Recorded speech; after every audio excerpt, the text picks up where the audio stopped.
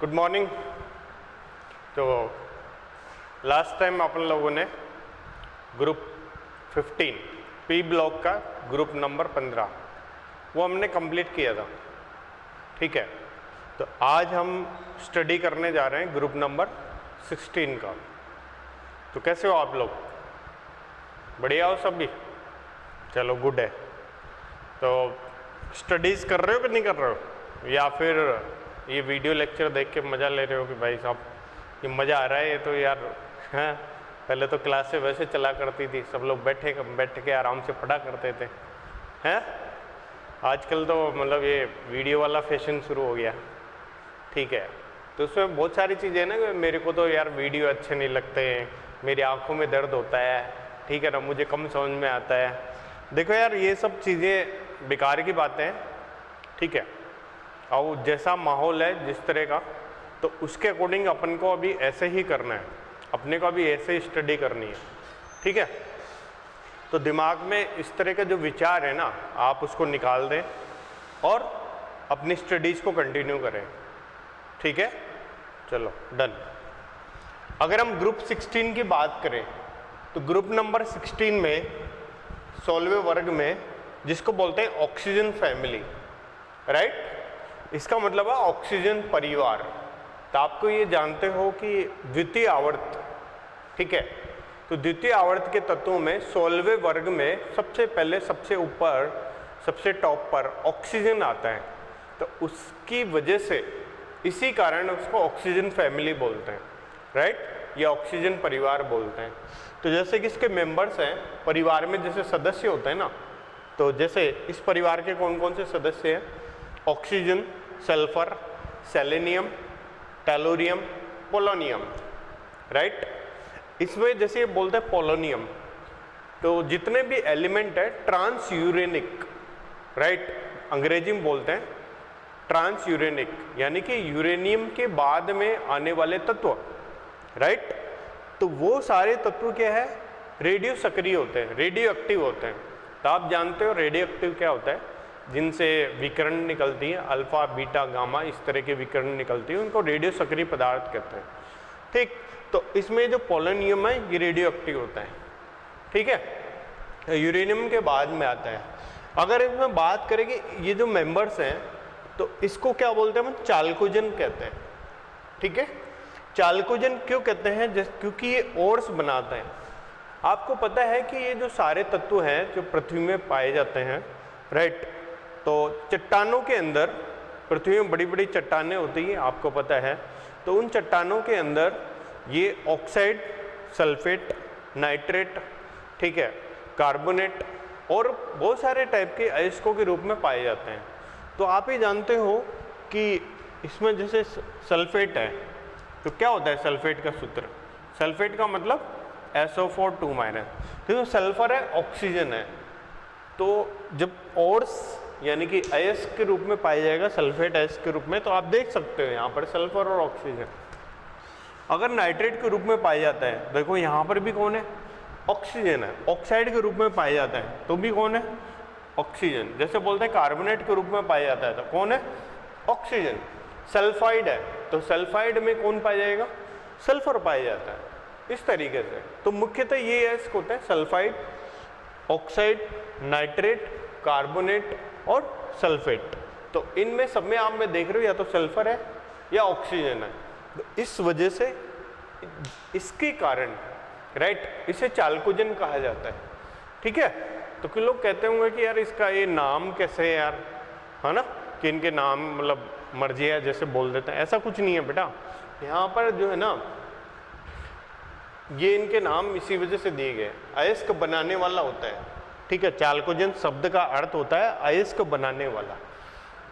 अगर आयनन ऊर्जा की बात करें तो आयनन ऊर्जा की बात करेंगे तो आप ही जानते हो ग्रुप नंबर 15 में और ग्रुप नंबर 16 में अगर हम कंपैरिजन करते हैं, राइट, तो जैसे अपन बोल सकते हैं नाइट्रोजन और फॉस्फोरस। ठीक है, तो नाइट्रोजन फॉस्फोरस नहीं होगा यहाँ पर हम बात करेंगे नाइट्रोजन और ऑक्सीजन। तो आपको पता है नाइट्रोजन में इसका इलेक्ट्रॉनिक विन्यास क्या होगा? Electronic configuration 2s2 2p3। इसका electronic configuration 2s2 2p4, right. तो अगर इसके इलेक्ट्रॉनिक विन्यास, इलेक्ट्रॉनिक कॉन्फ़िगरेशन को देखें तो ये क्या है, अर्धपूरित, हाफ फिल्ड है, ऑलराइट। और half filled electronic configuration, half filled अर्धपूरित इलेक्ट्रॉनिक विन्यास ज़्यादा स्थायी होते हैं। अतः अपन ये कह सकते हैं कि इलेक्ट्रॉन निकालना किस में इजी होगा, नाइट्रोजन में इजी होगा या इसके अंदर इजी होगा, ऑक्सीजन के अंदर। तो इसमें आप देख रहे हो कि नाइट्रोजन अर्धपूरित है, तो इसमें से इलेक्ट्रॉन का निष्कासन, इलेक्ट्रॉन को निकालना डिफिकल्ट होगा, राइट, मुश्किल होगा, जबकि इसमें से निकालना इजी होगा। तो अगर हम बात करें ग्रुप 15 और ग्रुप 16 की, तो इसमें अपन बोल सकते हैं कि प्रथम आयनन ऊर्जा यानी कि IE1 वो किसकी ज़्यादा होगी, वो नाइट्रोजन की ज़्यादा होगी बजाय किसके, ऑक्सीजन के। वही अगर IE2 की बात करें तो I2 का मतलब क्या हो जाएगा, वो क्या हो जाएगा, जस्ट उल्टा हुआ। ये अपन क्या है पीरियोडिक टेबल में पढ़ चुके हैं, 11वीं क्लास में जब आप स्टडी कर रहे थे तो वहाँ पर पीरियोडिक टेबल एक चैप्टर आता है, तो उसके अंदर अपन ने पढ़ा था, ठीक है। तो I2 क्यों, क्योंकि इसमें अगर दूसरा इलेक्ट्रॉन निकाल लेंगे, राइट, तो एक इलेक्ट्रॉन निकलने के बाद क्या हो जाएगा, 2p2, ठीक है। और अगर इसमें एक इलेक्ट्रॉन निकाल देंगे तो ये हो जाएगा 2p3। तो अगर हम I2 में देखें, राइट, I2 की अगर बात करें, है ना, I2 की बात करें तो क्या बोलेंगे I2 में, यानी कि अपन कह सकते हैं अब ये अर्धपूरित हो गया, ठीक है। इसका मतलब इसमें से ऑक्सीजन में से इलेक्ट्रॉन निकालना मुश्किल होगा। बाकी आप जानते हैं डाउन द ग्रुप या फिर एक वर्ग में नीचे जाने पर आयनन ऊर्जा का मान घटता है। तो यानी कि अपन बोल सकते हैं ऑक्सीजन, फिर सल्फर, फिर सेलेनियम, फिर टेलुरियम, इस तरीके से ये वेरिएशन होगा। तो ये थी आयनन ऊर्जा की बात। अगर हम इसमें और बातें करें, ठीक है, ऑक्सीजन फैमिली के बारे में, तो यहाँ पर और छोटे छोटे गुण आप जानते हो, जैसे कि बात करते हैं इनकी, पहला धात्विक लक्षण। किसकी बात करते हैं, धात्विक लक्षण की बात करते हैं, मेटेलिक कैरेक्टर की बात करते हैं। तो आप ही जानते हो कि अगर मेटेलिक कैरेक्टर की बात होती है तो क्या बताते हैं, मेटल वो होते हैं जो इलेक्ट्रॉन का त्याग करते हैं, राइट। तो अभी आपने पढ़ा मेटल वो होता है जो इलेक्ट्रॉन लूज करता है, इलेक्ट्रॉन त्याग करता है। तो नीचे जाने पर आयनन ऊर्जा का मान घटता है, आयनाइजेशन एनर्जी डिक्रीज कर दी है, राइट। तो इसकी वजह से जो धात्विक लक्षण है वर्ग में नीचे जाने पर क्या होंगे, वो बढ़ेंगे। तो यानी कि इसमें धात्विक लक्षण की अगर बात करें तो ऑक्सीजन और सल्फर ये होते हैं प्योरली अधातु, यानी कि नॉन मेटल, राइट। अगर हम और आगे बढ़े तो सेलेनियम और टेलुरियम ये क्या होता है, मेटलॉइड्स, ठीक है, जिसको अपन बोलते हैं उपधातु, ठीक है।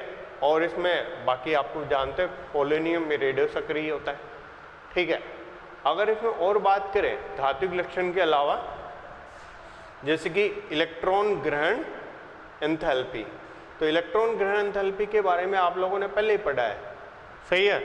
तो क्या होता है इलेक्ट्रॉन ग्रहण एंथैल्पी, इलेक्ट्रॉन जोड़ने पर, एक इलेक्ट्रॉन ऐड करने पर जो ऊर्जा में परिवर्तन आता है, जो ऊर्जा मुक्त होती है, जो ऊर्जा रिलीज होती है वहाँ पर, राइट, जो एनर्जी रिलीज होती है, उसको अपन बोलते हैं इलेक्ट्रॉन गेन एंथैल्पी, राइट। इसको अपन अंग्रेजी में ऐसे बोल सकते हैं इलेक्ट्रॉन गेन एंथैल्पी, सही है।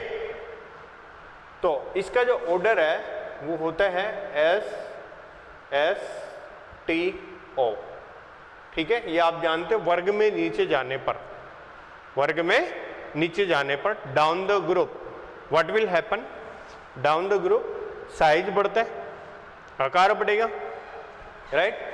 तो इलेक्ट्रॉन जोड़ना आसान होगा या इलेक्ट्रॉन निकालना आसान होगा, ठीक है ना। तो इलेक्ट्रॉन निकालना आसान होगा, तो जोड़ना डिफिकल्ट होगा, ये आप जानते हो। तो इसलिए इलेक्ट्रॉन ग्रहण एंथैल्पी का मान वर्ग में नीचे जाने पर वो बढ़ता है, वर्ग मानी ग्रुप। तो ग्रुप में आप ये बोलते हो ये घटता है, घटता मानी डिक्रीज करता है, डिक्रीज करेगी। और ऑक्सीजन जैसे आप देख रहे हो वर्ग इनमें सबसे नीचे ऑर्डर है, राइट। तो इसका रीजन है ऑक्सीजन का आकार, ऑक्सीजन की साइज बहुत छोटा होता है, राइट। तो ऑक्सीजन का आकार अपन बोल सकते हैं या फिर साइज, ठीक है ना, वेरी वेरी स्मॉल। तो वेरी स्मॉल का मतलब बहुत छोटा आकार है, राइट, बहुत छोटा सा साइज है, उसमें पहले ही इलेक्ट्रॉन काफ़ी ज़्यादा होते हैं और उसमें और इलेक्ट्रॉन जोड़ेंगे तो उसमें क्या होता है, इलेक्ट्रॉन इलेक्ट्रॉन रिपल्शन होता है, राइट। तो आप भी बोल सकते हो वेरी स्मॉल यहाँ पर साइज है, राइट, जिसके कारण क्या होगा कि इलेक्ट्रॉन इलेक्ट्रॉन प्रतिकर्षण, राइट, और या अपन बोल सकते हैं रिपल्शन, वो यहाँ पर ज़्यादा होगा। सही है ना। एक छोटे से कमरे में अगर इलेक्ट्रॉन भरे हुए हैं, ठीक है, तो एक और इलेक्ट्रॉन उसमें जोड़ेंगे तो वहाँ पर क्या होगा, पहले से ही इलेक्ट्रॉन भरे पड़े हैं तो उनमें प्रतिकर्षण हो रहा है। अगर एक इलेक्ट्रॉन और जोड़ेंगे तो जोड़ने देगा वो, सिंपल सी बात है कि वहाँ पर नहीं जोड़ने देगा, और वहाँ पर क्या लगेगा, प्रतिकर्षण लगेगा, रिपल्शन लगेगा। तो ये बात हो रही थी किनकी, यानी कि जो ना इस ऑर्डर की, इलेक्ट्रॉन गेन एंथैल्पी की, इसकी बात हो रही थी। और हम बात करें, ठीक है ना, और फिजिकल प्रॉपर्टीज की, तो और कौन सी फिजिकल प्रॉपर्टीज है। हाँ, एक अपन जानते हैं जैसे ऑक्सीजन है, ये क्वेश्चन भी है कि ऑक्सीजन जो है ना वो O2 के रूप में, राइट, इतना तो अंग्रेजी वालों को समझ में आता होगा ना O2 के रूप में का क्या मतलब है। और जैसे सल्फर है तो वो किसके रूप में पाया जाता है, वो S8 या S6 के रूप में पाया जाता है, ठीक है। बाकी अंग्रेजी में आपके पास नोट्स हैं तो ऐसा कोई दिक्कत नहीं है अंग्रेजी हिंदी की, और वो है तो मेंटल बैरियर है, यहाँ से दिक्कत है फिर, ऑलराइट। बाकी सब अंग्रेजी में हिंदी में दोनों चीज़ें चल रही हैं यहाँ पर। तो एक क्वेश्चन है कि ऑक्सीजन O2 के रूप में और सल्फर S8 S6 के रूप में मुख्य रूप से पाए जाते हैं। तो इसका क्या रीजन है, क्या कारण है ऐसा, तो याद करो ग्रुप नंबर 15 को। तो ग्रुप नंबर 15 में भी ऐसा एक क्वेश्चन था कि नाइट्रोजन N2 के रूप में पाया जाता है और फॉस्फोरस P4 के रूप में पाया जाता है। तो याद है हमने क्या उत्तर दिया था उसका, या अगर आपको याद हो तो किसी को, तो उत्तर हमने ये दिया था कि ऑक्सीजन क्या होता है पता है आपको, ऑक्सीजन का छोटा आकार या वेरी स्मॉल साइज, राइट, क्योंकि इसमें डी ऑर्बिटल नहीं होता, डी कक्षक अनुपस्थित होते हैं, डी ऑर्बिटल एब्सेंट होते हैं। तो आप ही जानते हैं वेरी स्मॉल साइज है, इसलिए 2p2p पाई बॉन्डिंग, ठीक है ना, और ये क्या होगी, स्ट्रॉन्ग होगी, ठीक है। तो 2p2p पाई बॉन्डिंग अगर स्ट्रॉन्ग होगी तो ये पाई बॉन्ड बना लेता है इजीली। जबकि सल्फर में क्या हुआ, ये अगर हम बात करें तो ये कौन सा बॉन्ड होगा पता है, ये 3p पाई बॉन्ड। तो ये 3p पाई बॉन्ड कैसा हुआ, वीक हो गया, स्ट्रॉन्ग होगा, डेफिनेटली वीक होगा, ये कमजोर होगा 3p पाई बॉन्ड, राइट। और 2p2p पाई बॉन्ड क्या होगा यहाँ पर, ये स्ट्रॉन्ग होगा। तो इसलिए ये पाई बॉन्ड बनाना इसके लिए इजी है और ये O2 के रूप में पाया जाता है, जबकि सल्फर किस रूप में पाया जा रहा है, S8 के रूप में, ठीक है।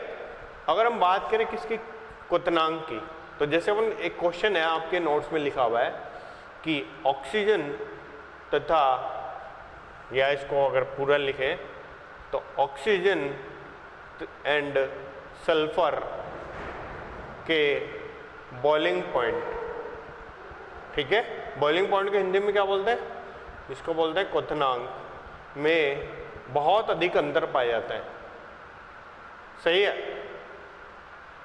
अत्यधिक अंतर क्यों, ऐसा क्या रीजन है कि इसमें बहुत ज़्यादा डिफरेंस है। तो इसमें जैसे आपके नोट्स में भी लिखा हुआ है कि ऑक्सीजन क्या O2 के रूप में पाया जाता है, राइट। O2 मीन्स द्विपरमाणविक, डाई एटॉमिक है। तो डाई एटॉमिक है तो इसका अणुभार कितना हुआ, तो आप ही जानते हो अणुभार उसके अकॉर्डिंग होगा, ये 2 से मल्टीप्लाई होगा ना भाई, अणुभार निकालने के लिए 2 से मल्टीप्लाई करेंगे, तो ये क्या होगा 32। और अगर सल्फर है तो जैसे सल्फर S8 के रूप में पाया जाता है 32 × 8, तो ये सीधा 8 से मल्टीप्लाई हो रहा है, तो इसका अणुभार क्या हुआ, बहुत ज़्यादा हुआ।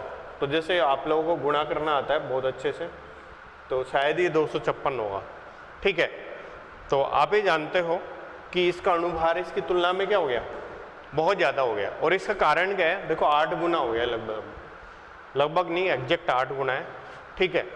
तो ऐसा क्यों है, इसके अणुभार में बहुत अधिक अंतर होने के कारण, क्योंकि आप जानते हो वांडरवाल बॉन्ड, वांडरवाल बंध, ठीक है, अणुभार पर निर्भर करते हैं, राइट। तो चूंकि इसका अणुभार बहुत ज़्यादा है, इसका मोलिकुलर वेट बहुत ज़्यादा है, अणुभार मीन्स मोलिकुलर वेट, तो इसका मोलिकुलर वेट बहुत ज़्यादा है, इसलिए आप क्या बोलोगे, S8 में वांडरवाल फोर्स या वांडरवाल बॉन्ड वो बहुत स्ट्रांग होंगे, इसलिए इसके MP और BP क्वथनांक और गलनांक में बहुत अधिक अंतर होता है, या अपन बोल सकते हैं मेल्टिंग पॉइंट और बॉइलिंग पॉइंट में डिफरेंस बहुत ज़्यादा होता है, ठीक है। तो इस क्वेश्चन का आंसर समझ में आया आपको, है? दोबारा बोलता हूँ एक बार, बॉइलिंग पॉइंट और मेल्टिंग पॉइंट डिपेंड करते हैं किसके ऊपर, मोलिकुलर वेट के ऊपर, राइट, जब तक कि उसमें हाइड्रोजन बॉन्डिंग ना हो, ठीक है। कोई यहाँ पर ऐसा कोई फोर्स है नहीं, केवल यहाँ पर कौन सा फोर्स है, वो लंदन डिस्पर्शन फोर्स है, तो लंदन डिस्पर्शन फोर्स है, तो ये केवल और केवल अणुभार पर मोलिकुलर वेट पे निर्भर कर रहेगा, और मोलिकुलर वेट में बहुत ज़्यादा डिफरेंस है, आप देख रहे हो, तो सीधी सी बात है, ठीक है। तो इसका अणुभार बहुत ज़्यादा है, इसलिए इसका क्वथनांक गलनांक भी बहुत ज़्यादा होता है, ठीक है। तो गुड है, इतना समझ में आया आप लोगों को, ठीक है। ये समझने से कुछ नहीं होगा मेरे भाई, चाहे आप कितना भी समझ लीजिए, ठीक है, अल्टीमेटली पढ़ना तो आप ही लोगों को है ना, और एग्जाम भी आप ही लोगों को देने हैं। तो बोला कि यार समझ में आ गया, हाँ यार बहुत बढ़िया, इससे कुछ नहीं होना जाना भाई, इसको याद करना पड़ेगा, क्योंकि परीक्षा में कैसे लिखना है, ये मैं तो केवल क्या कर रहा हूँ, मैं तो केवल समझा रहा हूँ, जो शब्द आपको परीक्षा में लिखने हैं बोर्ड के एग्जाम में, वो आपको एज इट इज़ याद करने पड़ेंगे, ठीक है। समझ में आपको ठीक है आ जाए वो एक अलग बात है ना। तो उसको भाई घर बैठ के ऐसे नहीं कि हाँ सर समझ में आ गया, P ब्लॉक बढ़िया है, एकदम याद करना सारे आंसर, क्वेश्चन आंसर, ठीक है। अगर हम बात करें क्या ऑक्सीडेशन स्टेट्स की, जिसको बोलते हैं ऑक्सीकरण अंग, ठीक है, तो ये सब लिखे हुए हैं आपकी बुक उसके नोट्स में भाई, बार बार लिखवा रहे हो मेरे से, ठीक है। अगर हम बात करें ग्रुप नंबर 16 की, कौन से ग्रुप की बात कर रहे हैं, 16th ग्रुप, तो आप ही जानते हो कि व्हाट इज इलेक्ट्रॉनिक कॉन्फ़िगरेशन, क्या है इलेक्ट्रॉनिक विन्यास, 2s2 2p4, राइट। तो 6 इलेक्ट्रॉन है ना, संयोजी कोश में वैलेंस सेल में कितने इलेक्ट्रॉन है, सो दैट मीन्स 6 इलेक्ट्रॉन, 2 यहाँ पर और 4 यहाँ पर, तो 6 इलेक्ट्रॉन है। तो अष्टक पूरा करने के लिए, इसका ऑक्टेट पूरा करने के लिए, कंप्लीट करने के लिए कितने इलेक्ट्रॉन चाहिए, तो सिंपल सी बात है, जाहिर सी बात है, कितने इलेक्ट्रॉन चाहिए, 2 इलेक्ट्रॉन, राइट। तो इसलिए अपन ये जानते हैं कि ये 2 इलेक्ट्रॉन अगर कंप्लीट करेगा तो O2 माइनस, तो इसका जो अष्टक है या फिर बोल सकते हैं इसका ऑक्टेट, वो क्या हो जाएगा आप बताओ, वो हो जाएगा कंप्लीट, फुल, ठीक है। और ऑक्टेट कंप्लीट होने की वजह से अपन ये बोल सकते हैं इसकी जो कॉमन ऑक्सीडेशन स्टेट क्या होगी, -2, राइट। तो what are the oxidation states, तो आप ये बोल सकते हैं एक हो जाएगी -2 हो जाएगी, ठीक है। अगर हम बात करें पॉजिटिव ऑक्सीडेशन स्टेट की, तो कितने इलेक्ट्रॉन है, 6। अगर ये 6 के 6 इलेक्ट्रॉन सहसंयोजक बंध बनाते हैं, वो भी अधिक विद्युत ऋणता के परमाणुओं के साथ, तो ऑटोमेटिकली ऑक्सीकरण अवस्था, ऑक्सीडेशन स्टेट कितनी हो जाएगी, +6, राइट। तो जैसे अपन बात करें SF6, तो सल्फर है, तो ये किससे जुड़ा हुआ है, मोर इलेक्ट्रोनेगेटिव, अधिक विद्युत ऋणता के परमाणु फ्लोरीन से जुड़ा हुआ है। तो ऐसे केस में देखो 6 बॉन्ड बना रखे हैं, 6 इलेक्ट्रॉन और 6 फ्लोरीन, तो 6 बंद बनाएगा, तो ऑक्सीकरण अवस्था यहाँ पर कितनी हो जाएगी, +6, क्योंकि 6 फ्लोरीन पे 6 माइनस, तो सल्फर पे कितना आएगा, +6। तो आप देख सकते हो इसके कंपाउंड को देखते हुए, तो यानी कि +4 है। ऐसे देखो SF4, तो क्या मिलेगा बताओ, यहाँ पर 4 फ्लोरीन है, राइट, तो 4 माइनस और 4 प्लस, ऐसे अपन बोल सकते हैं कि जिसे SF2 बोल सकते हैं, राइट, इस तरीके से, या HCl2 बोल सकते हैं, बस सारे फ्लोरीन ही ले रहे हो, क्लोराइड ले लेते हैं ना, तो ये क्या हो गया, प्लस 2 ऑक्सीकरण अवस्थाएं, प्लस 2 ऑक्सीडेशन स्टेट है। तो आपने क्या देखा, दो दो के, ये देखो कितने का डिफरेंस है, 2 का, यहाँ पर भी कितने का डिफरेंस है, 2 का। तो ये जानते हो ना, 2 के डिफरेंस से चलती है ऑक्सीडेशन स्टेट, राइट। तो 2 के डिफरेंस से चलती है, तो व्हाट आर ऑक्सीडेशन स्टेट, क्या क्या निकल गया ये बताओ। तो +2, +4 और +6, तो ये क्या है, कॉमन ऑक्सीडेशन स्टेट है। कॉमन समझ रहे हो कि लगभग सारे मेंबर इस तरह की ऑक्सीडेशन स्टेट बताते हैं, इस तरह की ऑक्सीकरण अवस्था प्रदर्शित करते हैं, कॉमन ऑक्सीडेशन स्टेट। बाकी आप जानते हो, ठीक है, down the group lower oxidation state show करने की टेंडेंसी बढ़ती है, राइट। एक चीज आपने पढ़ी होगी, क्या, अक्रिय इलेक्ट्रॉन युग्म प्रभाव, जिसको बोलते हैं क्या, इनर्ट पेयर इफेक्ट, जो आपने 11वीं क्लास में पढ़ा होगा, ठीक है, 11वीं क्लास पढ़ चुके हैं आप, जानते हो अच्छे तरीके से कि इनर्ट पेयर इफेक्ट क्या होता है। इनऑर्गेनिक पढ़ी है, केमिकल बॉन्डिंग पढ़ी है ना, पी ब्लॉक पढ़ा है आप लोगों ने, तो पता है आपको। तो क्या होता है इनर्ट पेयर इफेक्ट, ये होता है वर्ग में, यानी कि ग्रुप, ठीक है, में नीचे जाने पर, ठीक है, लोअर ऑक्सीडेशन स्टेट शो करने की प्रवृत्ति बढ़ती है, ठीक है। यानी कि अपन बोल सकते हैं लोअर का निम्न ऑक्सीकरण अंक की प्रवृत्ति बढ़ती है, ठीक है। तो अगर ये प्रवृत्ति बढ़ेगी तो आप ये जान सकते हो कि जो है ना, क्या होगा क्या नहीं होगा ना, कि नीचे जाने पर +6 प्रदर्शित करने की प्रवृत्ति कम हो जाएगी, ठीक है। तो जैसे सल्फर है, यहाँ पर +6 प्रदर्शित कर रहा है, तो नीचे जाने पर +6 प्रदर्शित करने की प्रवृत्ति कम होती चली जाएगी, इस तरीके से बोलते हैं अपन, ठीक है। तो आगे बढ़े अपन।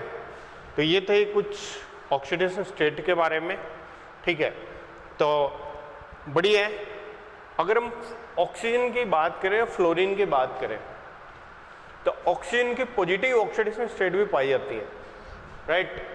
तो आप लोगों ने ये पहले भी पढ़ा है, पहले जानते हो थोड़ा बहुत ये, है ना, कि ऑक्सीजन जो है वो सेकंड नंबर का विद्युत ऋणता वाला तत्व है, ठीक है। भाई ये बताओ, सबसे ज्यादा इलेक्ट्रोनेगेटिविटी किसकी होती है, सबसे ज्यादा वो होती फ्लोरीन की, और सेकंड नंबर पे कौन आता है, ऑक्सीजन, बिल्कुल सही। तो अगर हम बात करें, चूंकि ऑक्सीजन सेकंड नंबर पे आता है ना, और फ्लोरीन फर्स्ट नंबर पे आता है, किसमें, इलेक्ट्रोनेगेटिविटी में, या अपन बोल सकते हैं विद्युत ऋणता के अंदर, सही है। तो अगर हम बात करें तो इसी 2 तरह के यौगिक बनाता है, OF2 एंड O2F2।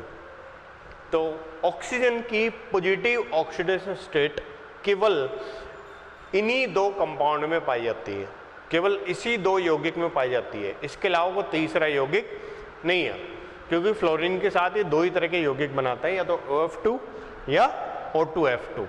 क्योंकि पॉजिटिव तभी हो सकती है जब इससे अधिक विद्युत ऋणता का परमाणु जुड़ा हो, तो इससे ज़्यादा एक ही होता है, कौन, फ्लोरीन।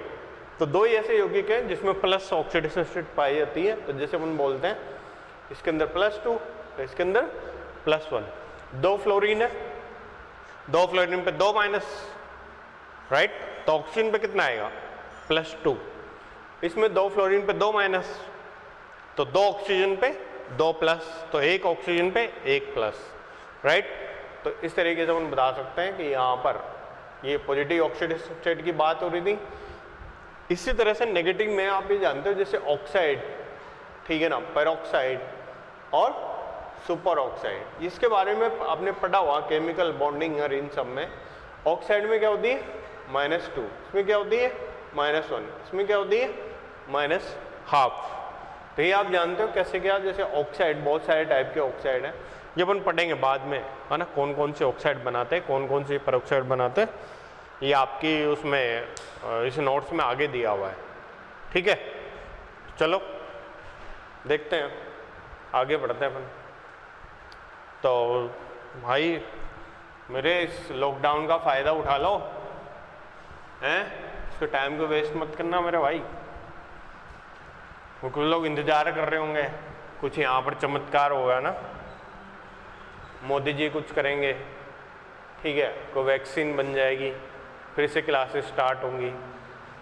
हम भी ये चाहते हैं कि क्लासेस स्टार्ट हो, क्योंकि हमें भी तुम्हारे चेहरे देखने यार, ठीक है। तो लेकिन मेरे भाई ठीक है, लॉकडाउन आज खुलेगा, कल खुलेगा, परसों खुलेगा, कब खुलेगा पता नहीं, तो हम तो ऐसे रुक नहीं सकते ना, क्योंकि प्रकृति है, तो प्रकृति कभी रुकती है क्या? कभी नहीं रुकती, ठीक है। ये तो मानव ही रुका हुआ है। आज भी देख लो, बाहर पेड़ पौधे उग रहे हैं, हवा चल रही है, ठीक है, बरसात हो रही है, ये प्रकृति है, कभी नहीं रुकती, ठीक है ना। तो देखो आप जंगल में जा कर के, जहाँ मानव नहीं जाता है, जिस रास्ते पर लोग नहीं जा रहे हैं अभी, वहाँ पेड़ पौधे उग गए होंगे, ठीक है। रेलवे ट्रैक पे पेड़ पौधे उग गए छोटे छोटे, तो प्रकृति नहीं रुकती है मेरे भाई। तो आप कैसे रुक सकते हो? आपको भी नहीं रुकना है, राइट, और आगे बढ़ना है, ठीक है। हाँ, तो ये नहीं समझना कि भाई साहब रुक जाना है अपने को, कोई नहीं रोक सकता अपने को भाई, ठीक है। ये मानव है, मानव ने सारी तरह की समस्याओं को दूर किया अभी तक, जितनी भी प्रॉब्लम्स आई उसके सामने, चाहे वो चेचक हो, हैजा हो, है ना, प्लेग हो, बहुत सारे मतलब ऐसे संकट आए हैं मानव जाति पर, और हर बार इंसान ने इस पर विजय प्राप्त की है। तो इस बार भी ऐसा ही होगा, लेकिन इस बार जो स्थिति थोड़ी सी ज़्यादा भयानक है, ठीक है, कि आदमी किसी से मिल नहीं सकते, जुल नहीं सकते, तो बड़ी दिक्कत है, थोड़ा सा समझ सकते हैं, ठीक है। तो इसी क्रम में आगे बढ़ते हैं, हम बात करें इनके यौगिकों की। तो पहले नंबर पे अपन देखते हैं, ठीक है,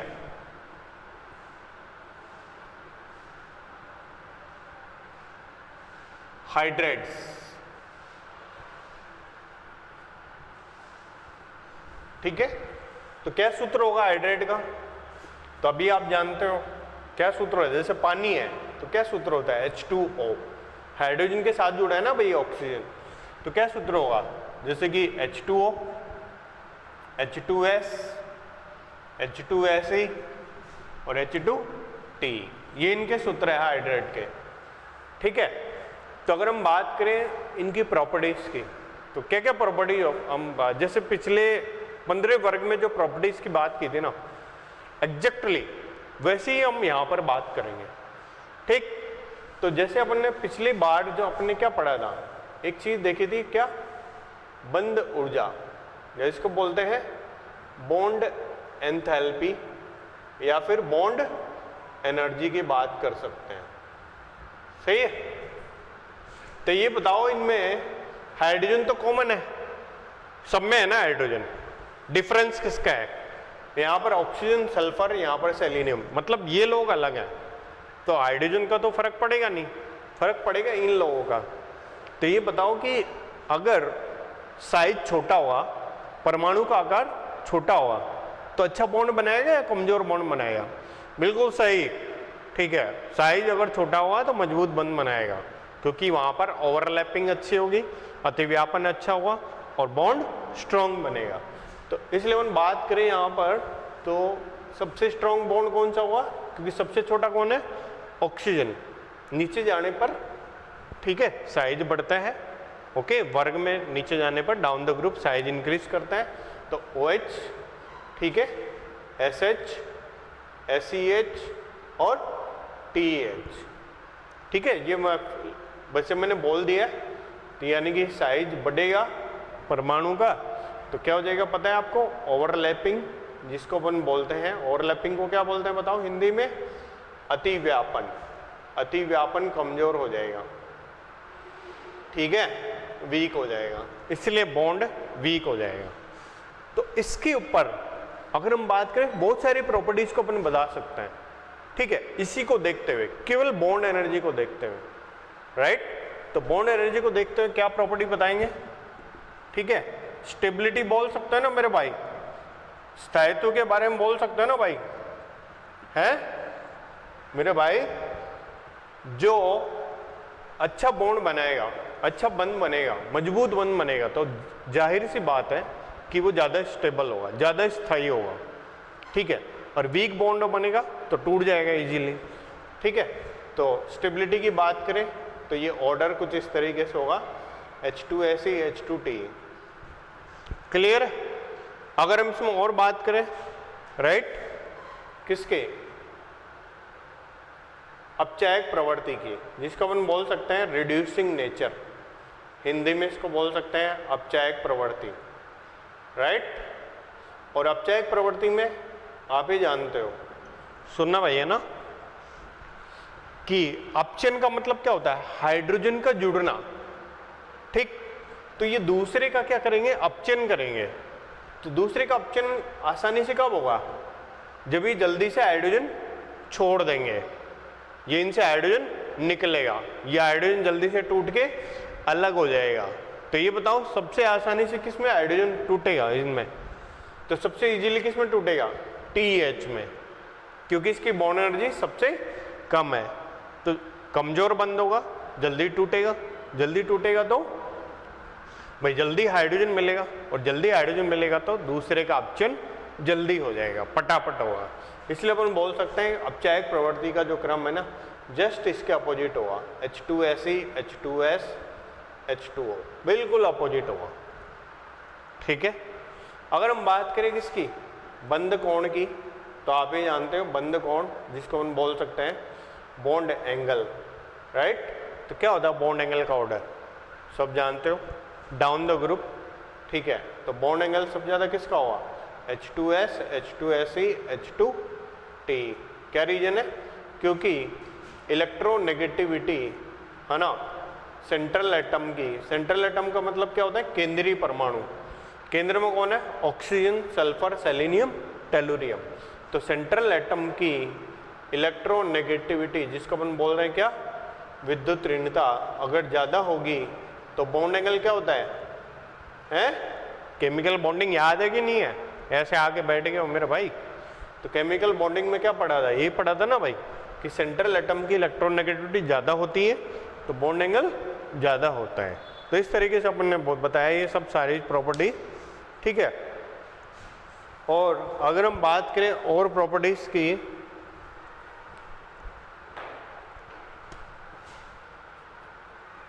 जैसे कि एसिडिक नेचर, इसको बोलते हैं क्या, अम्लीय प्रवृत्ति, ठीक। तो आप जानते हो एसिडिक प्रॉपर्टी का क्या मतलब है, एसिडिक वो है जो H+ देता है, जल्दी H+ देगा। तो जल्दी H+ देने के लिए जो बंध टूटेगा, सही है, तो सबसे आसानी से कौन सा बंध टूटेगा, OH या TH, कौन सा बंध टूटेगा, हाँ TH, राइट। तो अपन बता सकते हैं ना मेरे भाई। तो एसिडिक नेचर सबसे ज़्यादा किसकी होगी, तो एसिडिक नेचर का जो ऑर्डर होगा, अम्लीय प्रवृत्ति का जो ऑर्डर होगा, सबसे ज़्यादा कौन होगा, H2T, और सबसे कम कौन होगा, H2O। तो आप ही जानते हो, कुछ ऐसे रिएक्शन भी आप लोगों ने देखे होंगे। तो पानी की प्रकृति वैसे आप जानते हो कैसा होता है, पानी अम्लीय होता है, क्षारीय होता है, उभयधर्मी होता है, बिल्कुल सही बात, उभयधर्मी होता है। पानी अम्लीय होता तो हमारे लिए दिक्कत हो जाती मेरे भाई। पानी कैसे पीते हैं फिर अपन, मानव शरीर के लिए, मानव जीवन के लिए पानी की बहुत आवश्यकता है, पता है। और अगर एसिडिक होता पानी तो मानव जीवन पॉसिबल ही नहीं था ना, ठीक है। तो H2O की अम्लीय प्रवृत्ति यहाँ पर सबसे कम है, और ये होता है असल में उभयधर्मी, और ये होता है क्या, अम्लीय, बाकी ये सारे अम्लीय है, ठीक है। तो आपने पढ़ा भी होगा, कुछ रिएक्शन भी आपने देखे होंगे। तो H2S के, इनके H2S के देखे होंगे आपने अभिक्रिया रिएक्शंस, ठीक है, क्षार के साथ, तो वो बताता है इसकी अम्लीय प्रवृत्ति के बारे में, ठीक है। और अगर हम इन और कुछ प्रॉपर्टीज की बात करें, तो प्रॉपर्टीज में जैसे आ जाती है क्वथनांक, सही है, इसको बोल सकते हैं, अंग्रेजी में बोलते हैं बॉइलिंग पॉइंट, और हिंदी में बोलते हैं क्या, क्वथनांक, क्वथन का अंक। तो किसका क्वथनांक सबसे ज्यादा होना चाहिए, बताओ।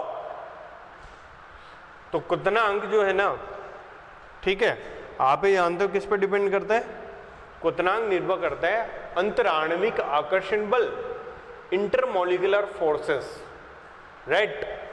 तो ये आप जानते हो कि ये जो बीपी है, बॉइलिंग पॉइंट है, प्रोपोर्शनल टू इंटरमोलिकुलर फोर्सेस, या फिर हम बोल सकते हैं अंतराण्विक बल। सही है, इस पर डिपेंड करेगा। ओके, तो अगर इंटरमोलिकुलर फोर्स की बात करें, अंतराण्विक बल की बात करें, तो मेरे भाई H2, H2S, H2SE, H2T, तो इन चारों में ऐसा कोई है जो हाइड्रोजन बॉन्ड बनाएगा? हाइड्रोजन बॉन्ड बनाने के लिए हाइड्रोजन किससे जुड़ा होना चाहिए? फ्लोरीन, ऑक्सीजन या नाइट्रोजन से। तो किसी में है इनमें चारों में? इसमें आपको दिख रहा होगा हाइड्रोजन किससे जुड़ा है? ऑक्सीजन से। तो यानी कि ये क्या बना सकता है? हाइड्रोजन बॉन्ड बना सकता है। सही है, बाकी ये तीनों हाइड्रोजन बॉन्ड नहीं बनाते हैं। तो अगर हम इनको देखें H2S, H2SE और H2T, तो ये तीनों हाइड्रोजन बॉन्ड नहीं बनाएंगे और पानी हाइड्रोजन बॉन्डिंग करता है। ठीक है, वाटर मॉलिक्यूल हाइड्रोजन बॉन्डिंग से एसोसिएट होते हैं। तो अगर हम इसकी बात करते हैं, ठीक है, क्वथनांक की, तो सीधी सी बात है कि क्वथनांक अणुभार के साथ बढ़ेंगे घटेंगे? बढ़ेंगे, बिल्कुल सही बात। तो क्वथनांक अणुभार के साथ बढ़ेंगे और अणुभार सबसे ज्यादा किसका है? H2TE का, राइट। तो मैक्सिमम अणुभार, मैक्सिमम मॉलिक्यूलर वेट किसका है? H2TE का। ठीक है, तो आप ये जानते हो ये मैक्स मॉलिक्यूलर मास। तो अगर हम इन तीनों की बात करें, राइट, सिर्फ इन तीनों की, तो अणुभार बढ़ेगा या मॉलिक्यूलर वेट बढ़ेगा, मोलर मास बढ़ेगा। ठीक है, तो ऐसे केस में क्या होगा? आप ये जानते हो वैन डर वाल फोर्स बढ़ेंगे घटेंगे? तो वैन डर वाल फोर्स यानी कि वैन डर वाल बल बढ़ेंगे और अणुभार भी, अणुभार के साथ वैन डर वाल बल बढ़ेंगे और क्वथनांक भी बढ़ेगा।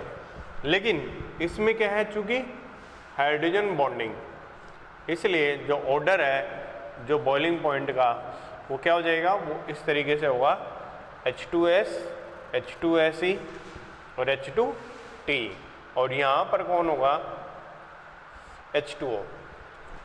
सही है, इसका जैसे देखने पे ऐसे लग रहा है ना अभी नीचे जाने में बढ़ेगा, तो ये यहाँ होना चाहिए, लेकिन ये यहाँ ना होके कहाँ पे? इस जगह पर है। तो इसका रीजन क्या है?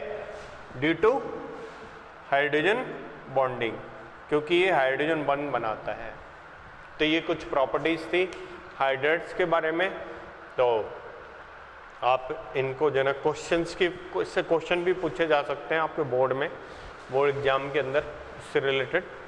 तो कुछ सैंपल क्वेश्चन आपके नोट्स में दिए गए हैं। ठीक है, तो वो कौन कौन से क्वेश्चन है? वो ये है, ठीक है, कौन से क्वेश्चन है?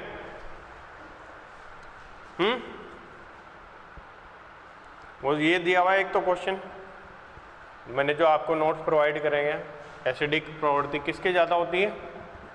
H2S, Y.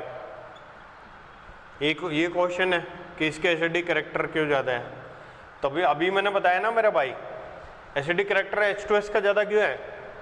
क्योंकि SH बॉन्ड, जो अभी थोड़ी देर पहले बताया था ना, SH बॉन्ड, ठीक है ना, उसकी बॉन्ड एनर्जी कम है, उसको तोड़ना इजी है, राइट, OH की तुलना में। तो इसलिए जल्दी H प्लस कौन देगा? H2S। सही है, अभी जस्ट बताया था मैंने। H2O क्या होता है? लिक्विड, लिक्विड मानी द्रव। H2S क्या होता है? Gas, right. वो हिंदी वाले अंग्रेजी वाले इतना गैस तो सभी लोग जानते हैं, ठीक है ना। तो ये वाई, ऐसा क्यों होता है? और ये दोनों कब है बताओ? कमरे के ताप पर, एट रूम टेम्परेचर। कमरे के ताप पर ये क्या होता है बताओ? पानी लिक्विड होता है और H2S गैस होता है। तो ऐसा क्या रीजन है? रीजन आपके सामने ना, कि H2O हाइड्रोजन बॉन्डिंग से एसोसिएट होता है। पानी के अणु, पानी के मॉलिक्यूल हाइड्रोजन बॉन्डिंग से एसोसिएट होते हैं और इसके कारण, ठीक है ना, आप ही जानते हो, जिसमें स्ट्रॉन्ग बॉन्डिंग होगी, लिक्विड में ज़्यादा स्ट्रॉन्ग बॉन्डिंग होती है गैस में, अंतराण्विक, जाहिर सी बात है लिक्विड के अंदर। इसलिए अपन बोल सकते हैं कि पानी जो है ना वो लिक्विड होता है और H2S गैस होता है। दोबारा बोलता हूँ, लिक्विड में फोर्सेस ज़्यादा होते हैं, लिक्विड में भाई इंटरमोलिकुलर फोर्सेस ज़्यादा होते हैं, और चूंकि हाइड्रोजन बॉन्डिंग है इसके अंदर, अभी मैंने बताया कि सबसे ज़्यादा फोर्स इसके अंदर है सॉरी तो ये द्रव होगा और ये गैस होता है। तो इस तरीके से अपन ने बताया। और भी कुछ क्वेश्चन है जिसे हो सकता है आपकी इसमें प्रोवाइड करे गए हो, ठीक है।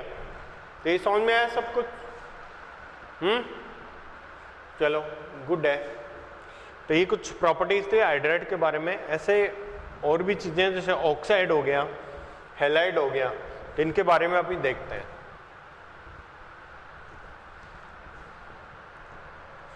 तो आप लोगों को क्या करना है, जो आपकी किताब है, बुक है, एनसीईआरटी है, या जो भी जिससे भी आप लोग पढ़ते हो, उसको आप लोग पढ़ेंगे, ठीक है। और उसको पढ़ के उसमें देखेंगे कि क्या आप कौन कौन से क्वेश्चंस हैं, बुक के पीछे जो दिए गए क्वेश्चंस हैं उनको आप कैसे, मतलब जो आज आपको कुछ मिले हैं, कुछ सॉल्यूशन उसके या नहीं मिले हैं, तो आप उसको एक बार देखेंगे, ठीक है। चलो गुड है। अगर हम और बात करें, हाँ ना, ऑक्साइड्स की, तो ऑक्साइड का जनरल फॉर्मूला क्या हुआ?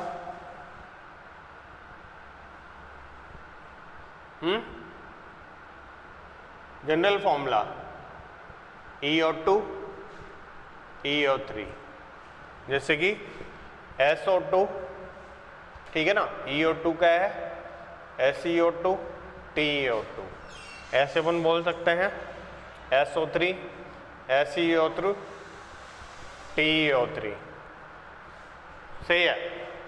ये EO2 के ऑक्साइड है और ये EO3 सूत्र के ऑक्साइड है। तो कुछ चीज़ें आप जानते हो अम्लीय प्रवृत्ति के बारे में, जो हमने पिछले चैप्टर में भी आपको बताया था। अम्लीय प्रवृत्ति ऑक्सीकरण अंग के साथ बढ़ती है, राइट। और दूसरा अपन ने क्या देखा था कि वर्ग में नीचे जाने पर, डाउन द ग्रुप, ठीक है ना, बेसिक कैरेक्टर बढ़ता है, क्षारीय प्रवृत्ति बढ़ती है ऑक्साइड की, और अम्लीय प्रवृत्ति घटती है। इसके बारे में आपने बताया था, सही है। तो अगर हम इसमें बात करें तो वर्ग में नीचे जाने पर, ठीक है, क्या होगा? अम्लीय प्रवृत्ति घटेगी। तो आप ये जानते हो ये किसके ऑर्डर है? अम्लीय प्रवृत्ति के ऑर्डर है, एसिडिक कैरेक्टर के ऑर्डर है। और वही अगर हम पुराने उस पे जाते हैं तो आपने ये भी देखा होगा कि ऑक्सीकरण अवस्था बढ़ने पर, जैसे इसकी ऑक्सीकरण अवस्था कितनी है? +6, और इसकी कितनी? +4।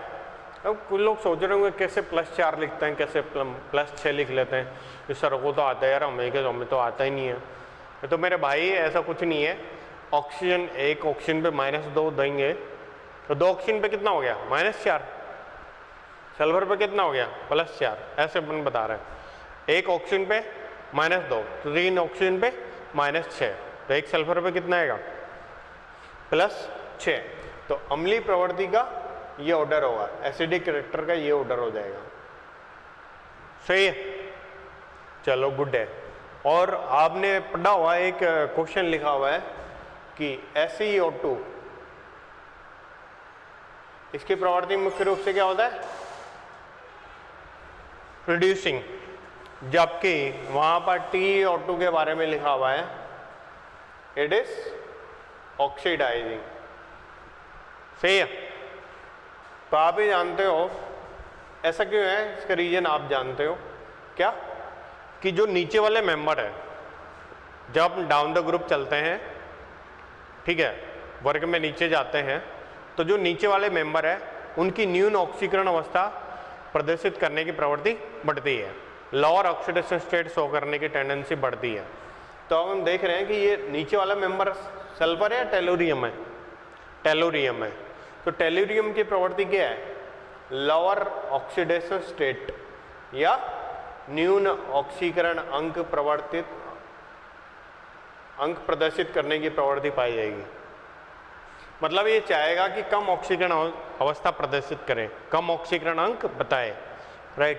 तो TiO2 अगर +4 से फॉर एग्जाम्पल +2 अगर जाएगा तो खुद का क्या होगा, खुद का होगा अपचयन, तो दूसरे का क्या करेगा, ऑक्सीडेशन, राइट।